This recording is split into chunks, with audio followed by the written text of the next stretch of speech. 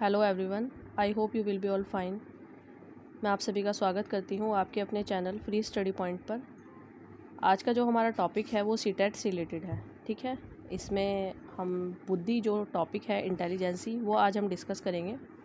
और इसी चैनल पर आपको सीटेट से रिलेटेड सभी वीडियोज़ मिलेंगी पेडागोजी की, और मैथ्स सेक्शन है, इंग्लिश है, हिंदी है, साइंस, ईवीएस, सभी एक एक करके सेक्शन जो है वो हम डिस्कस करेंगे।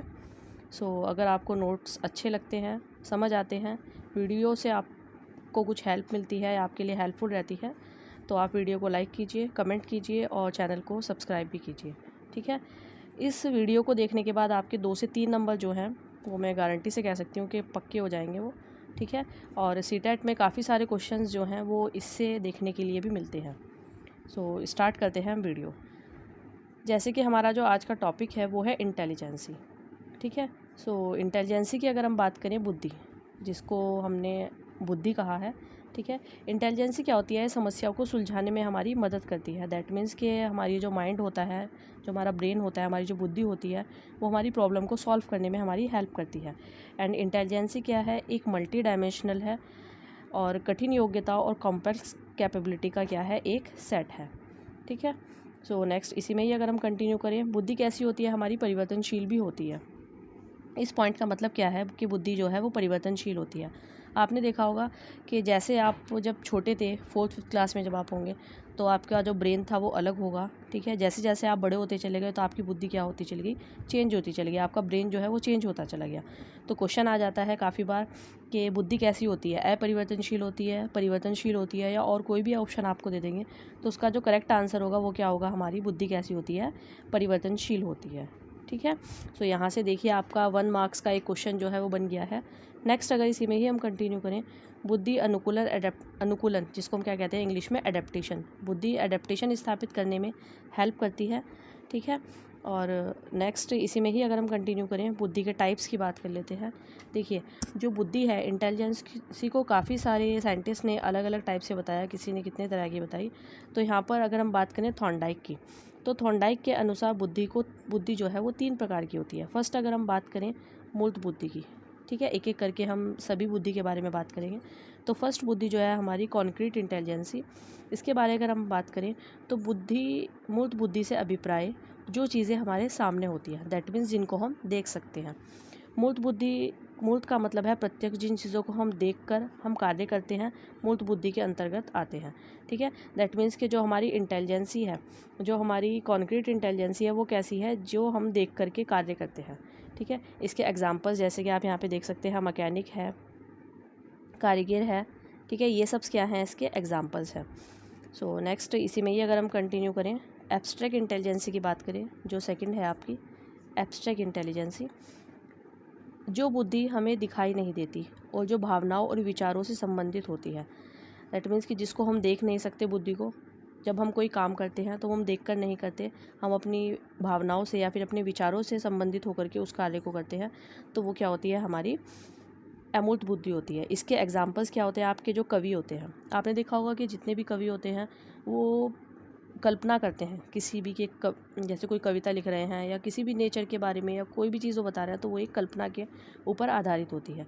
ठीक है, डॉक्टर्स क्या करते हैं? डॉक्टर्स भी मोस्टली पहले क्या करते हैं, मतलब कोई भी रिपोर्ट्स है वो देखते हैं, या फिर जैसे वो किसी पेशेंट को देख रहे हैं तो पेशेंट को देख के वो अंदाज़ा लगाते हैं कि ये वाले पॉइंट्स हैं जिससे हो सकता है कि शायद इसको ये वाली प्रॉब्लम हो। तो वो क्या कर रहे हैं? वो एक अपना भावनाओं और अपने विचार का, दैट मीन्स हम उनको देख नहीं पा रहे हैं।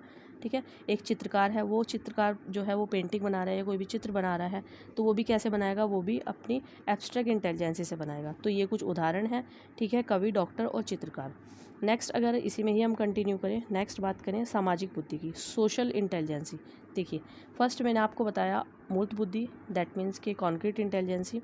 सेकंड बताया अमूर्त बुद्धि, दैट मीन्स के एब्स्ट्रैक्ट इंटेलिजेंसी। ठीक है, और थर्ड मैं आपको बता रही हूँ सोशल इंटेलिजेंसी, जिसके अंदर हम सभी आते हैं, टीचर्स आते हैं। ठीक है, आप लोग आते हैं, जो समाज सेवी होते हैं, समाज के लिए कार्य करते हैं, सामाजिक बुद्धि में आते हैं। ठीक है, तो सामाजिक बुद्धि किस में देखने के लिए मिलेगी?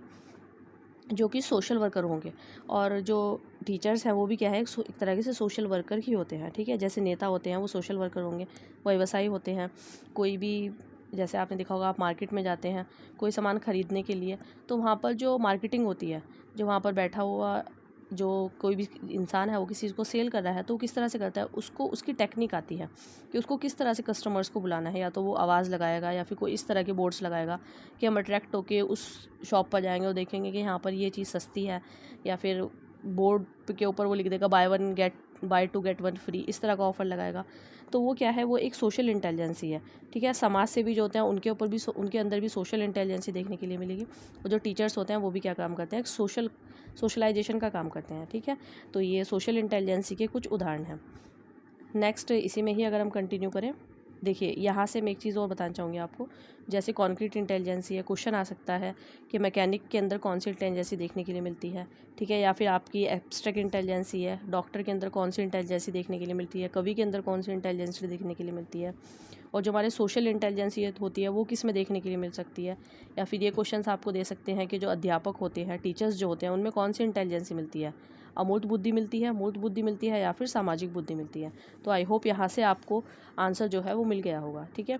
तो अगर ये 3 पॉइंट्स आपको याद आते हैं तो आपके 1 मार्क्स जो हैं वो कंफर्म हो जाएंगे, ठीक है। और आपको पता ही है कि जो सीटेट है वो एक एलिजिबिलिटी टेस्ट है, और इस टेस्ट को देने के बाद आप एलिजिबल हो जाते हैं टीचिंग में अप्लाई करने के लिए, ठीक है।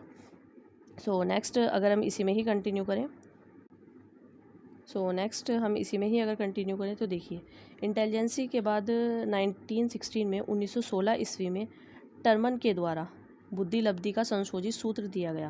दैट मीन्स कि जिससे हम क्या करें, हम इंटेलिजेंसी को देख सकेंगे कितनी इंटेलिजेंसी है किसी की भी, ठीक है। इन्होंने संशोधित किया तथा एक सूत्र दिया।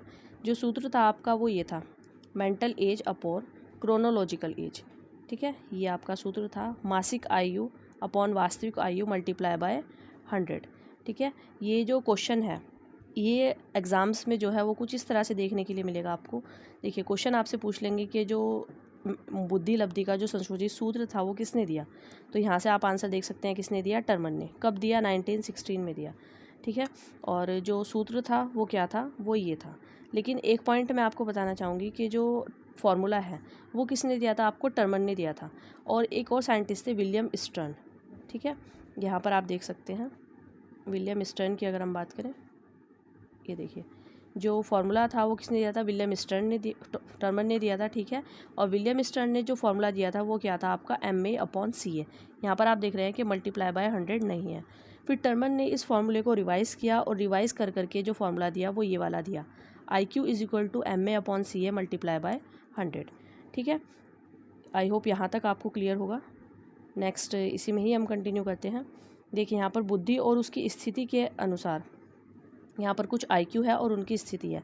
ये टेबल आपको याद होनी चाहिए, ठीक है। अगर इस टेबल की हम बात करें, जैसे जिनकी IQ लेवल कितना होगा, 25 से कम होगा, तो उनको क्या कहा जाएगा, बिल्कुल जड़ बुद्धि यानी कि इडियट की कैटेगरी में रखा जाएगा उनको। जिनकी 25 to 49 होगी उनको मूढ़ बुद्धि कहा जाएगा। जिनकी 50 to 69 होगी उनको मूर्ख बुद्धि में रखा जाएगा। जिनकी 70 to 79 होगी उनको मंद बुद्धि में रखा जाएगा। और जिनकी सामान्य बुद्धि से भी नीचे होगी उनको किस में रखा जाएगा, 80 to 89 में, ठीक है।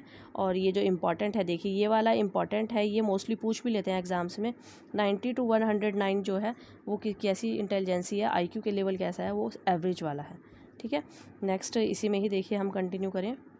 110 है, 19 सामान्य बुद्धि से ऊपर है, 120 से वह 129 तक है तो तीव्र बुद्धि है, 130 से 139 तक है तो प्रखर बुद्धि है, और 140 से अधिक है तो वो कैसे हैं, गिफ्टेड स्टूडेंट्स हैं। तो इसमें 2 जो हैं वो इम्पॉर्टेंट है, ये आप ज़रूर याद रखिए। एक तो ये वाला मोस्टली क्वेश्चंस पूछा जाता है, और एक 140 से अधिक जिनका IQ लेवल है ये वाला क्वेश्चंस भी पूछा जाता है, ठीक है। नेक्स्ट इसी में ही हम कंटिन्यू करते हैं। देखिए प्रतिभाशाली जो बच्चे होते हैं उनके कुछ पॉइंट्स हैं। जैसे पूछ लेते हैं कि जो प्रतिभाशाली बच्चे होते हैं वो किस तरह के होते हैं, तो वो क्या होते हैं, वो अपने डिसीज़न में इंडिपेंडेंट होते हैं। इनमें आत्म क्षमता, दैट मीन्स कि सेल्फ एफिशिएंसी कैसी होती है, काफ़ी हाई होती है। क्रिएटिव आइडियाज़ होते हैं इनके पास, और इनमें क्यूरियोसिटी भी होती है, ठीक है। और इन्हें ऐसे सपोर्ट की ज़रूरत होती है जो स्कूल के थ्रू इन्हें नहीं मिल पाता। तो ये सब प्रतिभाशाली गिफ्टेड स्टूडेंट